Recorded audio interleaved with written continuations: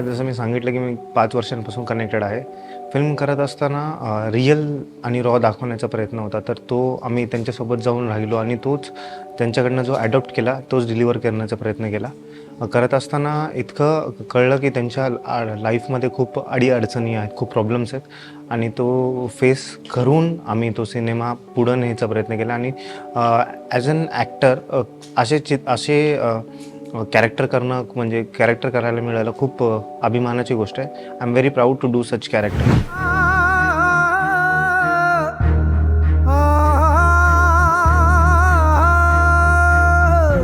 खूप डिफिकल्ट होतं कारण तुम्ही आता पाहता ते चेंबरमध्ये उतरतात, नाल्यांमध्ये उतरतात. ते सेम मला करायचं होतं कारण फिल्ममध्ये कुठे VFX नाही आहे. करत असताना डिफिकल्ट होतं, पण तो डिफिकल्ट गोष्ट खूप इझी वेनी झालं कारण कुठेतरी नेचरची आमच्यावर ब्लेसिंग होती आणि स्क्रिप्ट आधीच सांगितल्यामुळे खूप 5 वर्षाचा अभ्यास होता, त्यामुळे तो खूप इझी वेनी करता आला.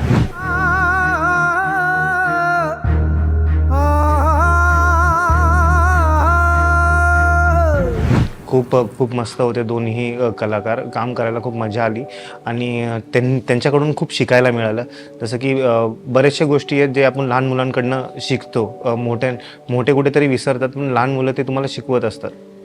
हे एक गोष्ट असं मी त्यांच्याकडनं शिकलो.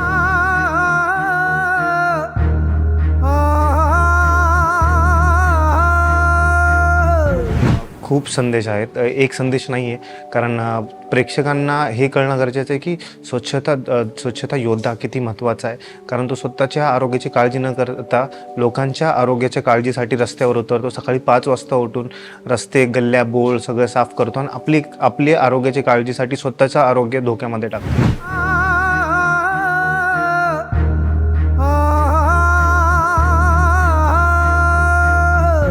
जेव्हा जसं हे पात्र करत असताना खूप गोष्टी आम्ही जे समोरी रिअलमध्ये जाऊन हे केल्या.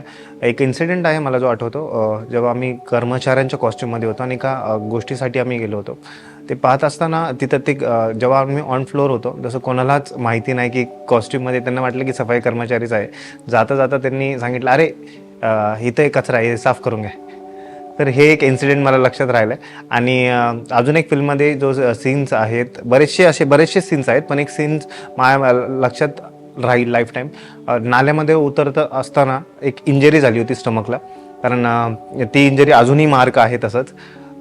मी तर एक दिवस उतरलो होतं. ते सफाई कर्मचारी आहेत ते दररोज उतरत होते कारण आता रोबोटिक्स आहेत. आधी ते स्वतः उतरायचे, तर त्यांच्यासोबत घडलेले इन्सिडेंट्स काय काय असतील ते आपल्यापर्यंत म्हणजे आले नाही आहेत.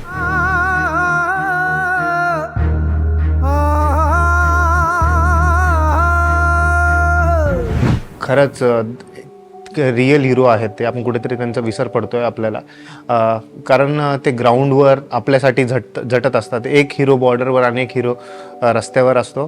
तर आपण ते विसरू नये कारण तो आपल्या आरोग्याची काळजी ठेवण्यासाठी रस्त्यावर आहे आणि हे त्यांचंच काम नाही आहे, हे आपलंसुद्धा काम आहे की त्यांना कुठेतरी अडचण न होईल, आपल्याला इझी वेनी त्यांना कुठेतरी हेल्प आउट करता येईल असं आपल्याला गोष्टी करायच्या आहेत. कचरा डस्टबिनमध्येच टाकायचा आहे, सॅग्रिगेट करून टाकायचं आहे आणि त्यांना काय हार्म नाही होईल याची काळजी घ्यायची.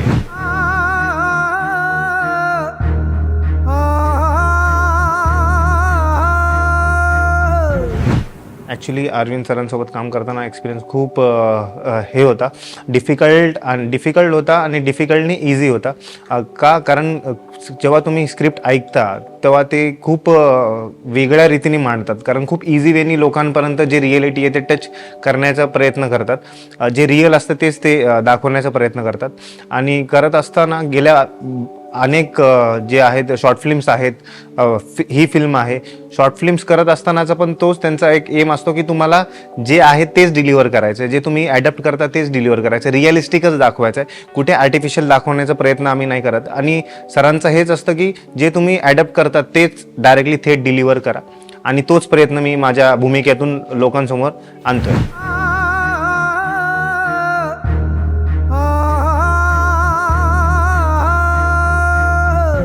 हे योद्धा आहे. आता योद्धा वेगवेगळ्या प्रकारचे असतात, जे रस्ता साफ करतात, जे घंटा गाडीवर असतात. मी जी भूमिका करतोय ती एक गटर साफ करणाऱ्या, नाले साफ करणाऱ्या योद्धाची आहे.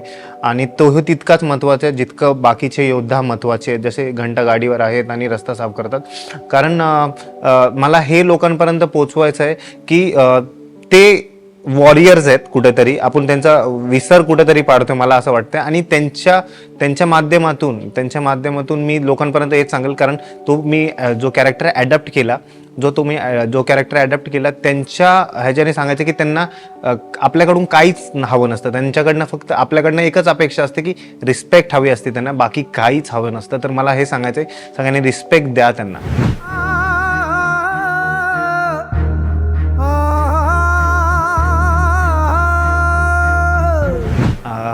आम्ही आधी पण जेव्हा आम्ही शॉर्ट फिल्म्स आधी केले होते, त्यासाठी पण वेगवेगळे प्रयोग केले होते. पण ही फिल्म लोकांपर्यंत ग्राउंडेड फिल्म आहे. लोकांपर्यंत पोहोचण्यासाठी आम्ही आमचं लोककला कुठेतरी दबला गेला होता, तो बाहेर काढण्याचा प्रयत्न केला आहे आणि लोकांसमोर आणण्याचा प्रयत्न केला आहे. जसं सरांनी सांगितलं की पथनाट्यच नाही, बाकीच्या अजून गोष्टी आहेत जे आता तुमच्यासमोर येतीलच आणि तुम्हाला ते बघायला मिळतील. कारण कुठेतरी लोककला हरवलं गेलं आहे, तोच सरांचा आणण्याचा प्रयत्न या अवकारिका चित्रपटातून आहे.